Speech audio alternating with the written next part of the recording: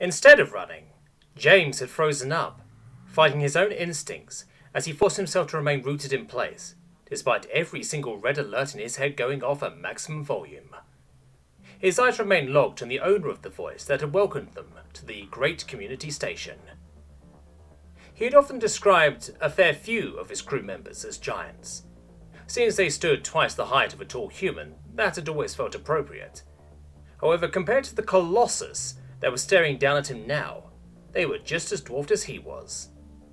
James had, of course, known that megafauna wasn't quite as extinct on other planets as it was on Earth, but seeing it in person was something else.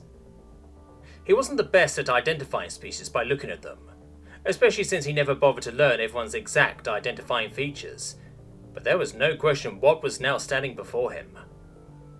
They dwarfed everyone around with their massive body, which was covered in greenish, greyish, wrinkly skin, with fur covering it only sparingly. Their legs were basically tree trunks, ending in round, four-clawed feet, the back legs being only half the length of their front ones, giving them a towering appearance as they held themselves up. Upwards, their enormous oval body ended in a long neck, leading to a massive elongated head. It was far above the ground, so judging its exact size was hard, but James assumed that the head alone was probably bigger than he was. Large, thin, seal-like ears hung off of it and flapped in a constant motion, as if the head was trying to fly away from his body with them. The 4 eyes he could see appeared to be nothing but black dots from James's position, and he expected there might be more that he didn't spot. And the most unsettling thing was the huge, split trunk growing out of their face right under them. It emerged as a single, thick appendage, only splitting into 2 separate tubes about a third across its length, probably to be used like arms. The monstrous visage was rounded out by the 4 enormous tusks growing out of his wide mouth, with 2 of them pointing upwards and 2 pointing downwards. Yep, that was a Zudatios alright, the biggest sapient species discovered to date, as well as one of the most important core world dwellers and a founder species of the community. What they also were was goddamn terrifying. James didn't think in orders as much as many others seemed to do, but if this didn't scream Proboscidea, James didn't know what would. Elephants on Earth were scary enough, and this looked like an elephant had been fed with straight nightmare fuel for his whole life. He could feel Moore, who was also looking up at their greeter, albeit way less terrified, nudge him in the shoulder. Yes, that would be me, James managed to get out, snapping out of his stupor at least the slightest bit. The Colossus bowed down a bit and tilted their head in a way that they could focus on him with a single one of their eyes, although James was still sure they must have barely been able to see him. Faramore has told me quite a lot about you. I rarely come out to greet my guests personally anymore, but after having so many humans come through in large groups, I am interested to meet a single one in person, they said, their voice booming louder than before. Or was he just imagining that? In what must have been a natural gesture for them, they reached down with one end of their trunk and tried to touch his head with it. James, however, was having none of that, and avoided the appendage with great prejudice, making it very clear that he did not wish to be touched. The Titan's head tilted a bit further, possibly in confusion, as they pulled the appendage back. "Oh, I am sorry," they said, after a few seconds of just looking at him. "I forgot myself for a moment there. Excuse my manners, but you just look so adorable." James was a bit more insulted by that than he should. After all, he had had the same thoughts about some of his crew members before, so he shouldn't judge someone for thinking the same way about him. Still, something about it coming from specifically this person didn't sit right with him. Shaking his head and trying to get the remaining shock out of his system with very limited success, he forced his mouth to speak. "Your guests?" James asked, changing the subject without acknowledging their statement and giving them a semi-upset look, even though he was quite sure they wouldn't be able to interpret it, if they could even see his face. The person lifted both ends of their trunk into the air, forming a sort of Y shape with it, as they answered. "Oh, once again you must excuse my manners. I haven't introduced myself yet." Their massive legs began to move, stomping around in place a bit while trying to get into what James assumed to be a more respectful position. I am High Matriarch Aboginorana Oxdoxia Tua, the leader supreme of this great station, reinstated for more than 22 times now, they pompously said, and moved their head to what James was assuming was supposed to be some kind of bow. It is my pleasure to welcome you under my care. The pleasure is ours. Moore was the first to answer, seeing as they now all were addressed, and also took a bow next to James. I am Moore Bistrai. James, who wasn't much in the mood for theatrics, merely tonelessly gave his name. James Aldwin. Curie appeared to not see a need to introduce themselves, and remained silent. Waiting out some comments made by the other crew members around him towards the High Matriarch, James eyed them suspiciously. Almost likely he should say her, as the title of Matriarch suggested.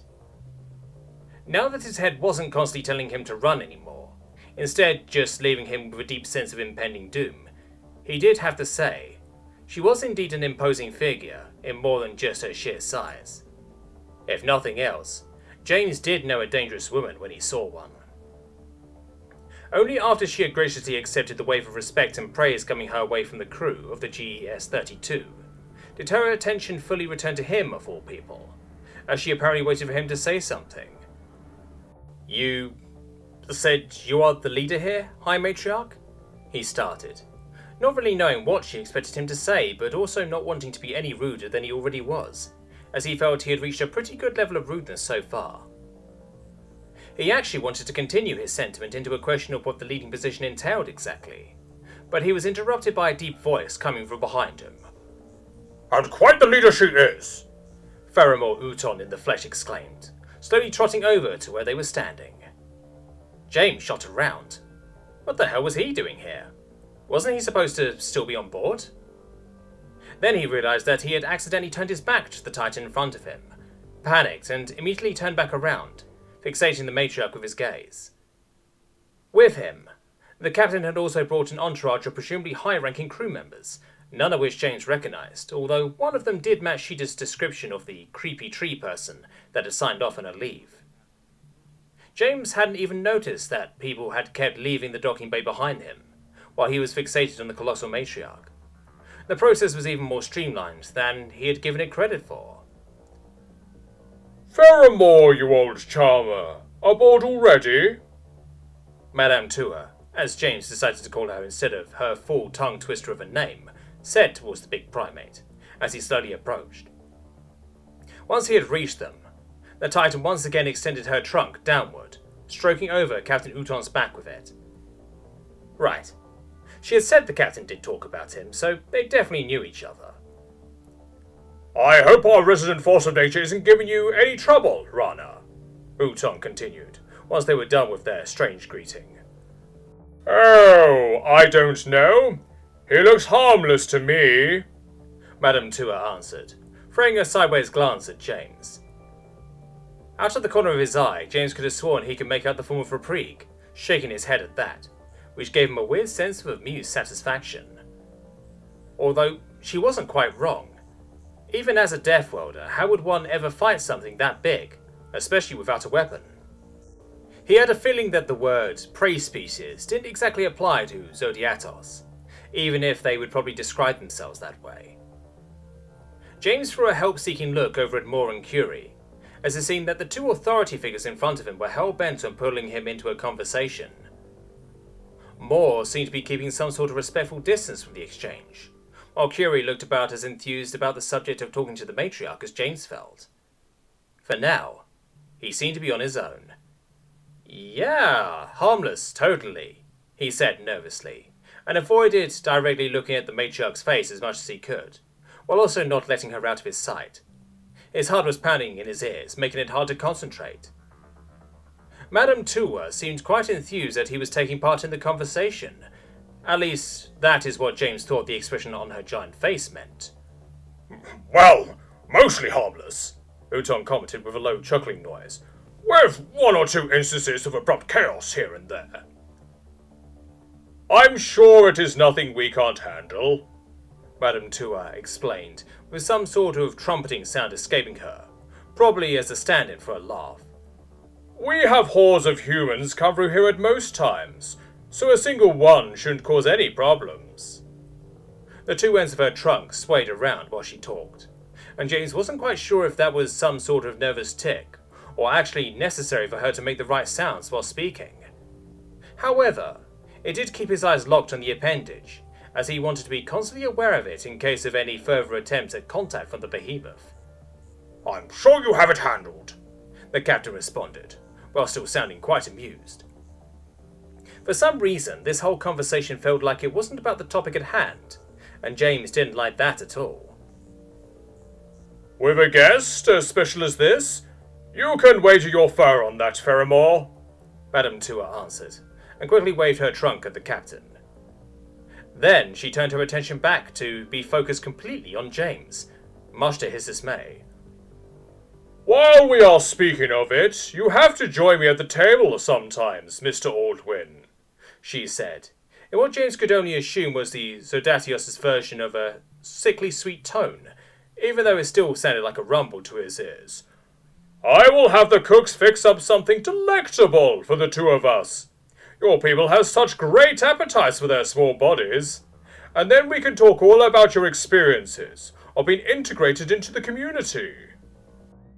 He wanted to decline. He really wanted to decline. He really, really wanted to decline. But, all things considered, being invited to eat with the leader supreme of the great community station was probably a very high honour that one doesn't pass up on without either a very good reason or serious repercussions. So against his better judgment he answered, "It would be an honour, High Matriarch." Madame Tua's ears began to flutter a bit faster hearing his answer. Well, if you're already going to invite him, why not make it a full tour? The captain chimed in once more, causing James to frame a betrayed look. You said it yourself, after all. He is quite the special guest.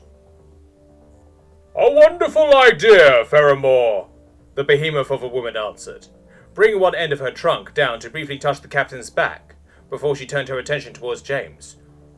What do you say, Mr. Aldwin? A guided tour of the great community station. I can show you everything our station and our community by extension has to offer, with exclusive access to all the areas usually restricted from public eyes, of course. Usually, that would have sounded like an absolute blast to James. Right now, he could hardly imagine anything he wanted to do less. The conversation had started to feel almost claustrophobic a while ago, as he got the impression of being more of a hostage than a participant in it. Again, he threw an almost desperate look towards his companions, but it was useless. If anything, Moore seemed proud of him to be in this less than great, but presumably very prestigious situation, and he honestly didn't even know how he imagined Curie helping out here. It didn't seem like he had much of a choice. Oh well, at least with more of a clear head he might be able to figure out a way to use this to his advantage at some point. And a guided tour of the station was something that he wanted to do anyway. He would just have to get over his questionable guide. How could I turn that down? He said, straining to sound the slightest bit enthusiastic. His acting skills were really letting him down right now. Again, Madame Tua seemed highly satisfied with his answer, hesitant as it may have been. On his side, James could see the captain seemingly getting ready to speak once more, and he shot him an angry look. He was this close to just telling the giant monkey to shut his face already before he got him even deeper into this. However, a tone that appeared almost angelic in that moment came to save him before he had to take action himself. "There you are! I almost thought you had already run off on me," sounded Sheeta's voice over the wide noise of the increasingly busy area that the crew was gathering in. James turned towards the feline's voice excitedly. He could have kissed her at that moment, and he might still later, as she was the one to finally come to his rescue. "Sorry, I kind of got pulled into something here. He responded, but stopped short as his eyes fell on Sheeta, and he gave her a once-over. While seemingly approaching him, Sheeta had also stopped in her tracks while looking him up and down. Completely dropping what they were doing before, both of them synchronously said, "What are you wearing?" James felt that the question was justified, at least on his end. Ashida looked as if she had walked through either a shop for bad medieval costumes, a punk outfitter, or maybe some store for fetish gear, and just worn whatever she had gotten her hands on first. Sand-coloured sandals were strapped around her semi-poor looking feet. Her legs were wrapped in what looked like dark, tight leather pants that almost gave James heatstroke while just looking at them. The weirdest thing, however, was her shirt? That didn't quite fit, as she was basically wearing chainmail. Actually, it looked like that was exactly what she was wearing. A cropped top made out of damn chainmail of all things. It only covered her chest and the area around her shoulders, leaving plenty of her tan striped skin exposed to marvel at. However, he didn't exactly focus on that in that moment, because she was wearing goddamn chainmail. Why was she wearing chainmail? The sight of her had actually pulled him out of the moment so much that he had almost completely forgotten about the literal elephant in the room. If I am not mistaken, that must be your protege, Faramore, Madame Tua said with a look at the newly arrived, and while she still held that presumably sweet tone, the emotional shift in her voice from when she was talking to James could have given people whiplash. Shida, who had apparently not paid much attention to James's surroundings as she had approached, was immediately shut up by the behemoths talking, and quickly shot into a more respectful posture. Indeed. If I may officially introduce her, that is Petty Officer Shida, one of my longest subordinates, Udon said, not sounding nearly as unwelcoming as the High Matriarch. In fact, did James detect a hint of nervousness in his low voice now? You have certainly talked a lot about her, Faramore, Madame Tua said, while scrutinizing Shida with her many eyes. Shida, while clearly not being as horrified by the Leader Supreme as James was, clearly didn't enjoy her burning gaze and started to look nervous while being stared at. Maybe this would be a good time to use his supposedly prestigious position. Mustering his courage, James took up the word. Yeah, actually, Shida and I were arranged to meet here, he said, forcing his voice to be casual, yet firm with all the willpower he could bring up. And I hate to be rude, but we should really get going now. It would be highly inappropriate for me to make her wait. You know us humans. It has been an honor speaking to you, High Matriarch, and I am sure you will know how to reach me pertaining to our plans, but I have to take my leave now. He quickly bowed to the Colossus before turning towards Uton. A pleasure as always, Captain, he said, with a nod of his head, and, not waiting for an answer of the two, quickly turned and moved towards Shida, just about able to keep himself from running. Shida looked confused, but other than more, she seemed to be able to read the desperation on his face, and simply went along with it as he greeted her with their typical greeting, although his head may have touched hers a tad bit longer than usual. We should be back once you're all set up. We'll come get you and then we can have that drink we were talking about, he said to Moore and Curie, who seemed to be just as surprised about his behaviour as Madame Tua appeared to be. Apparently she still hadn't quite processed that someone had just abruptly ended the conversation with her, without her input on the matter. However, the one who tried to stop him first was Captain Uton, who loudly said, James, you don't even know your room yet. Can't this wait for a few more minutes? James turned to the captain with a coy look. Actually, that won't be necessary, he explained, while sheepishly rubbing the back of his head. I'll be getting accommodations for Shida and me. At that moment, he just really wanted to get out of there. However, a detail that didn't escape him was Riek, who perked up at his statement in the corner of his vision. The captain looked surprised, although James couldn't imagine why, as the whole ship should have known their plans by now, if the amount of gossip was anything to go by. However, Madame Tua didn't seem to have given up her apparent mission of trying to get on his good side yet. You are right, you shouldn't make someone wait on my behalf, she said, although James could hear the dishonesty oozing out of that statement. But may I recommend you a lovely place to stay for your visit at the station? With a word from me, I can guarantee you accommodation of the highest class. What he wanted to say was, absolutely not. What he actually said was, thank you, High Matriarch, but that is quite all right. I'm sure we will find something fitting on our own. He surprised himself with how confidently he said it, even if it didn't mirror how he felt at all. For now, I bid you goodbye, he continued. Goodbye, you two.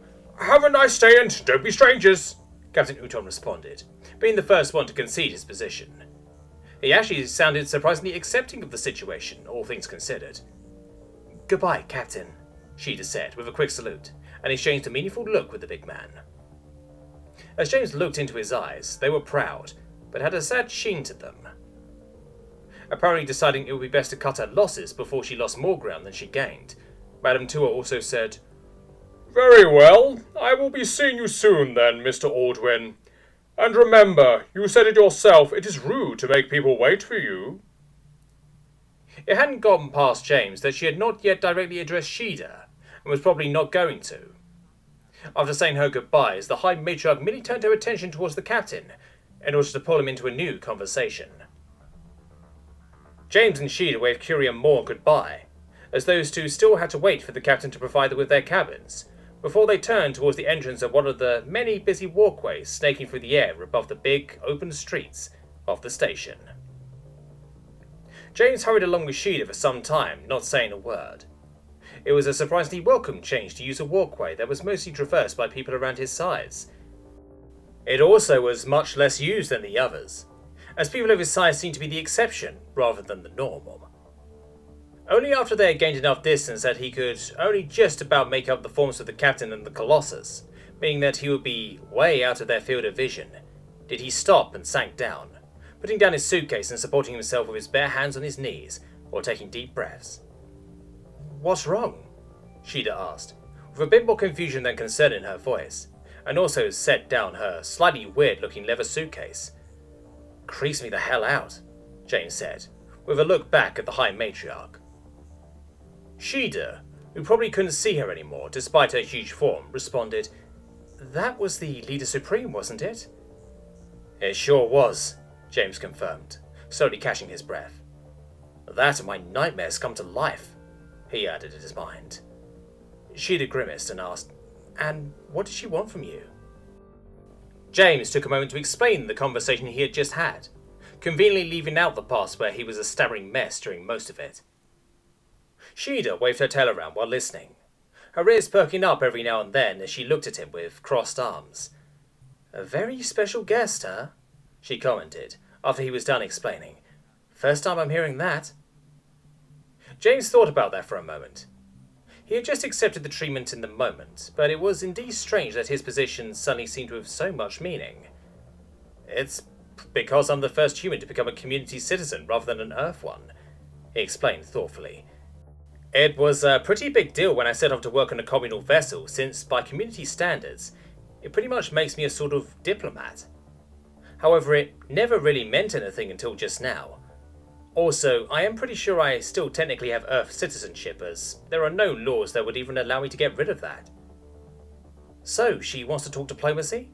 Sheeta asked, now also seemingly getting lost in thought. I guess, James answered, scratching the stubble in his cheek. Probably wants to establish and keep good relations with Earth. Although I think I may be the wrong guy for that. The whole diplomat title really is more honorary than anything else. I don't have any actual influence. Then I guess you'll just have to find out, Sheeta finally said with a shrug, and picked her suitcase back up. Yeah, James mused, looking over to her and also getting ready to continue walking. After only a few wordless steps, Sheeta apparently remembered that her most burning question hadn't been answered yet. But seriously, James, what are you wearing? She asked in a bemused tone, looking him up and down once more. James also looked down at himself. He could see nothing wrong. Look who's asking, he replied mockingly, looking at the crime against fashion that Sheeta was clad in. Not that it didn't suit her, though. Now, whatever could you mean with that? Sheeta said challengingly, and gave him a sharp look. However, she had started it, so he wasn't going to back down now. What do I mean? He said exaggeratedly, and brought one hand up to point at her. You are wearing chainmail, for goodness sake. Sheeta looked down at the metal covering her chest area. Well, yeah, she said, as if it was the most natural thing in the world. I'm on leave. It's the only time I get to show off at all, so I'm going to use it. Her tone almost suggested that she was a bit disappointed that her showing off didn't seem to impress James at all. Changing her tune, she brought the conversation back on James's outfit. "And what about you?" she said, and now pointed at his clothes. "You're on vacation. What's with the rags of cloth? Planning to work here or something?" James was taken aback. Sure, his clothes weren't anything fancy, but calling them rags was a bit harsh. "I feel like we're both missing some context here," he summarised, while looking down at the buttons on his shirt. "Well, for context, you look like the guy who empties the trash," Sheeta said playfully, stepping closer to him and extending one of her claws to lift up one of the buttons. "And you look like the cover girl on some third-rate music album," James said, lifting his arm to let his hand glide along the back of the chain shirt. He went with that rather than with cover of a smut magazine. At least the mail seemed to be very well fabricated. "Well, I guess I am eye-catching then," Sheeta said triumphantly, and started to strut while walking alongside him, probably pretending to be some kind of model. "Can't deny that," James laughed, while watching her exaggerated movements. Every now and then, her body swayed enough that the mail slipped a bit, revealing the tight top she was wearing underneath it, probably to prevent chafing. Watching her, something else also came back to his mind. "By the way, I forgot to give you something earlier," he said, deliberately casual. Sheeta's ears perked up, twitching slightly. "Give me something?" she asked interestingly. "What is it?" Usually this wouldn't have been his style, but he decided to make an exception for now, as he reached over and put his arm around her shoulders, pulling her in and pressing a big kiss on her cheek. Sheeta squirmed surprisingly in his grasp, trying to push herself away, and as soon as he had let her go again, she immediately started wiping her cheek, trying to get the remnants of the sudden gesture off of her face. "What was that for?" she said annoyedly. James smiled at her earnestly and asked, "That was for saving me earlier." Sheeta looked at him sideways. Slowly, her hand wiping away at her cheek started to slow down, as she apparently slowly realised what kind of gesture the kiss had been for James. "Next time, warn me first," she said bashfully, her hand starting to rub her neck instead of her cheek. "I promise," James laughed, jokingly putting his hand on his heart. After a few more steps, Sheeta looked around and asked, "By the way, where are we going?" James also looked around. They had apparently entered a different commercial area of the station. It looked like they were surrounded by an even pattern of different restaurants and other food-related shops, interspersed between what looked like specialty shops from all kinds of planets within the galactic community.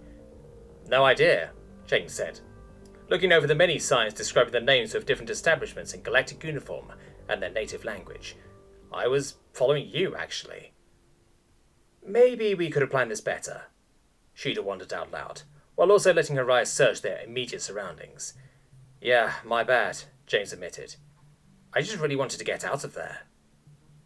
Sheeta shook her head, making her wild hair rustle. "It's fine, I get it," she said. Then she pointed downwards towards a wall of different shops, and continued with a smile. "Want to think about what to do next down there?" James followed the direction of her pointing with his eyes. He immediately knew what she meant. As the sign of one of the smallest shops, wedged in between a music shop and a fancy-looking electrical store, read, "We buy and sell artifacts from Death Worlds." Shaking his head in disbelief, James laughingly agreed, and they quickly made their way back down towards the shop fronts, dodging and weaving their way through the other occupants of the station, once they had left their designated walkway. "Looks a lot mustier up close," Sheeta commented, as they stood in front of the shop. She wasn't wrong.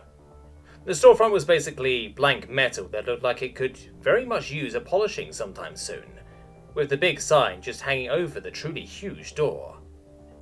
Clearly, the buildings on this station didn't follow the same standards as the ones on the GES, which was understandable when James thought back to the massive form of its leader.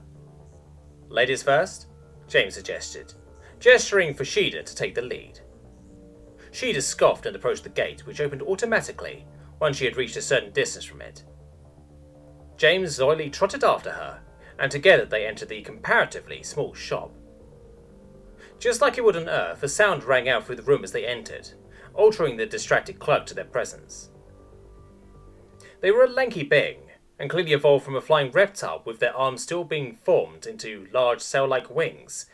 Their head was pointy, and their mouth had the form of a curved cricket bat, with teeth sticking out wildly from both jaws. As James and Sheeda walked towards the middle of the room, the clerk's cross-shaped pupils of their orange eyes fell onto the two of them, and widened for a moment. "Ah, welcome, dear human and Biryat," they said enthusiastically, rubbing the two usable fingers on the end of both their wings together. "Looking to sell something? Or are you interested in artifacts from your worlds, or from others?" James wasn't quite comfortable with just how enthusiastic the clerk addressed and struggled to form an answer. Sheeda, on the other hand, answered without any hesitation. "We're just browsing," in a tone that made pretty clear that she wouldn't appreciate any follow-up questions. James took that as an order and actually started browsing the items at the store, at least those that he could see from his height. Many of them were displayed on higher pedestals, with the option to climb up a ladder next to them. He decided against taking up that offer. "Humans and Miat are some of my favourite guests," the clerk commented, and James made sure to avoid any eye contact with them. "They always carry so much stuff with them, and they are always looking to make some money." Did they think profiling their customers would make them more likely to engage into commerce with them? "I see what you mean," Sheeda said, while standing in front of very full racks of clothing the passers-by had apparently been willing to part with to make a few extra bucks during their stay. James lazily eyed some of the items, most of which seemed either mundane, like all different kinds of cutlery in many different forms, or completely incomprehensible, like a round ball with buttons sticking out of it at odd angles, with others already being pressed in. Some sort of logic game, maybe? The description of Tashard Sphere from planet Tashard didn't exactly help much either. Well, at least he had learned that the Miat on Dumnia used forks and knives to eat, just like they did on Earth, even if they were formed a bit weirdly. "Hey, James, this one says it's from Earth," Sheeda yelled over to him, causing him to look up. Well, the clerk had already said that he traded with humans a lot, so that wasn't much of a surprise. However, he still humored Sheeda, and stepped over towards her. And now it was his eyes that widened. Sheeda had presumably just seen a nice shiny thing, and wanted to know what it was. However, seeing James's reaction had apparently fully awakened her curiosity. "What is it?" she asked nosily. The clerk also looked very interested in James's reaction. "Something that shouldn't be here," James answered quietly, throwing a look at the clerk over his shoulder. He tried to mask his surprise as interest. In front of him, protected in a glass box, laid a captain's Marmaluk sword. The insignia on it were clear. It belonged to the captain of a ship of the Martian Self-Defense Fleet. The steel handle was decorated with patterns of red copper, showing an image of a starry night eclipsed by the red planet. The sheath was also decorated with copper, and the polished metal reflected the light of the room in a sheen across its surface. The description merely read, "Sword from Earth," not doing it any justice at all. How did they even get their hands on this? Was some Martian captain really desperate enough to sell it? He could hardly imagine it. Without even thinking, he asked, "How much for this?" The clerk quickly looked down at the computer in front of him, pressing some buttons. The number of buttons being pressed made James sure that the clerk had decided to change the price on the spot, based on James's reaction. While the clerk clicked away, James stared at the sword. He wasn't especially attached to the human military, but this wasn't some random item. This being in the possession of somebody could have serious consequences down the line. Maybe it was a weird sense of diplomatic duty that made him ask for his price, or maybe it was some hidden urge to arm himself after his earlier encounter had left him shook. "That would be 56,760 UC, the clerk answered, apparently deciding not to actively try and sell it to James, maybe fearing to lose him as an already convinced customer. Not cheap. Definitely not cheap, but nowhere near the actual worth of the sword. Sheeda made a semi-impressed sound hearing the price of the item. If only she had known that it was probably worth more than 10 times the asking price. "I'll take it," James said, causing Sheeda to look at him surprisedly. "You sure?" she asked, looking at what must not have been much more than a piece of metal to her. "That's quite a bit of money." James looked her in the eyes as he answered, I'm aware. As he stepped over towards the counter, the clerk was already lowering down a small device to his level. Its surface was covered with the same pink, organic material that had made up the bioscanner that held the doors in the GES locked. Lowering his hand on the tablet-looking device, a blue screen on its upper half asked him to confirm the amount. Recognizing his genetic makeup as well as his fingerprints and vital signs, it had immediately connected to his bank account. He confirmed the amount on the screen and, just like that, the payment was completed. The clerk looked very happy with the exchange, walking out from behind the counter to open the showcase and hand James his newly acquired possession. Most likely they thought that they had pulled a fast one on James, not realizing the extent of their mistake. The sword was light in James's hands, but even in the low gravity he could feel how well balanced it was. He pulled a tiny bit of the blade out of his sheath, looking at the true craftsmanship of the weapon. Sure, the decorations were nice, but the blade was the true marvel. A darker than usual colour of the steel hinted at its true nature. James knew it to be caused by a precise pattern of carbon nanotubes running through this special alloy steel. He sheathed the weapon again, once he had looked at it for long enough. "It has been a pleasure doing business with you," the clerk said, rubbing their fingers again. "Can I help you with anything else? Or maybe you, miss?" James declined the clerk's offer, and Sheeta seemed to be way more interested in the new toy James was willing to spend so much money on for a whim, so they quickly said their goodbyes to the clerk and left the store. "Sorry." James immediately apologized as the door had closed behind them. "I guess I've ruined the planning again." Sheeta impatiently waved off his apology. "Never mind that now," she said, and tried to get a better look at the sword that James had fastened through one of the thankfully wide belt loops of his shorts. "What is it?" James laughed. "I think I'd rather explain it over a drink and in peace later," he said, looking around at the people passing them constantly, most of them eyeing the two Deathworlders suspiciously. That is, assuming that we ever find a room, of course. Sheeta looked around. "I'm sure we'll find something," she said confidently, although she sounded way less sure of that statement than she let on. It wasn't quite so easy in the end. It turns out if you have no idea what exactly you are looking for and where it could be, searching something is quite hard in the end. Add to that the different kind of establishments on the GCS all looked pretty unfamiliar to either of them, and you get two Deathworlders at their wits' end. After they had explored the station for quite some time already, Sheeta started to show first signs of exhaustion. James wasn't in the same boat there, still having plenty of energy, but he did start to feel nature's call. Luckily, bathrooms weren't quite as hard to find as hotels, so they decided to make a quick stop at a place that looked like a coffee shop to James. Maybe it was something entirely different, but they did sell beverages there, so that would have to be enough. James excused himself once they had found a table that wasn't occupied yet. He could see Sheeta climb on top of it and wave over a waiter, while he was on his way to the sanitary area. Using the non-earth toilets, even the ones specifically designed for bipeds around his size, always was an adventure.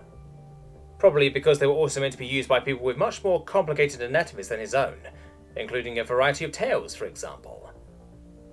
So they were formed almost like mangers, and could be closed up on top once the deed was done. There was some technique to using it as a human, but James had thankfully already mastered it. Once he had taken care of business, so to speak, he went over to the row of sinks to wash his hands. Absent-mindedly, he started humming while letting the water flow over his hands. Behind him, he could hear the flush, shortly followed by one of the stools opening. Light footsteps stepped out of it, and came to a halt, almost immediately after. "Well, I'll be a monkey's uncle! I don't believe this!" A slightly muffled but clearly artificially enhanced voice boomed out from behind James, making him shoot around. It hadn't spoken Galactic uniform. Someone was calling out to him in English.